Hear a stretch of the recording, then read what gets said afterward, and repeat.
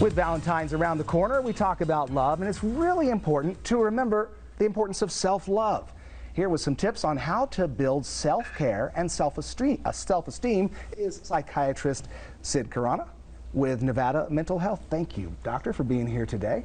Thank you for having me, Kendall. We talk a lot about loving other people, but it really is important to think about taking care of ourselves as well so that we can love other people.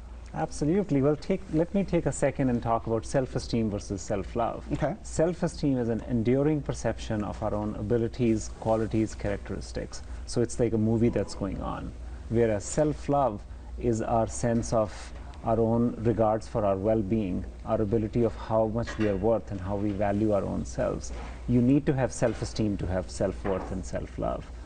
So I will say, as a psychiatrist and as a mid-40s male, I will say for an adult to be able to have self-esteem, first and foremost thing I would say is invest in good, healthy relationships. Have relationships with people who you can trust, they trust you back. Engage in positive self-talk. Tell yourself you're good at it, you can do it. Take care of yourself by exercising, eating healthy food, resting, and most importantly, making time to do things that you love to do. How do you balance self-love with going overboard and investing in that ego? Oh, absolutely. There is a fine line between having self-love and good self-esteem versus being self-obsessed and all about you. And that's where it can go from healthy to unhealthy. It's the dose that matters. Yeah, and this is something you can practice with your family members as well. Oh, absolutely. As not just as a psychiatrist, but as a dad, I would say, with my kids, when I'm going to go home today, I'm going to be asking them how their day at school was. So it's show them love and nurture. And you show them love and nurture by spending time with them, by asking them how their day was, letting them talk to you, letting them show you things that they want to show you.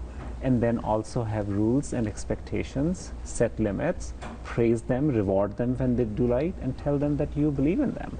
That's an important message to convey to children, especially with social media and all the negativity that comes at everyone, but especially kids. Oh, absolutely. Just telling them that you believe in them and you are here with them is extremely important. So this is something that can be practiced year-round. Obviously, we're talking about it in association with Valentine's Day, but it does make for healthier relationships when you do this. How does that come to be when you take care of yourself? That's a great point. And as a husband and as a dad, what my wife and I, we do as far as our family, we believe in spending time together to make positive memories. And those times together don't have to be anything elaborate or fancy. It can be watching the kids' show with them, or having a conversation at the dinner table, or driving to Costco and having a conversation in the car with your kids about how their day was. It's truly getting down to spending quality time with the family. And it's less about materialistic things, whether it's Valentine's Day or any day of the year. It's the thought behind those things that matter. All right, Dr. Khurana, thank you so much. Love this information. Really appreciate you being here today. Thank you so much for having me.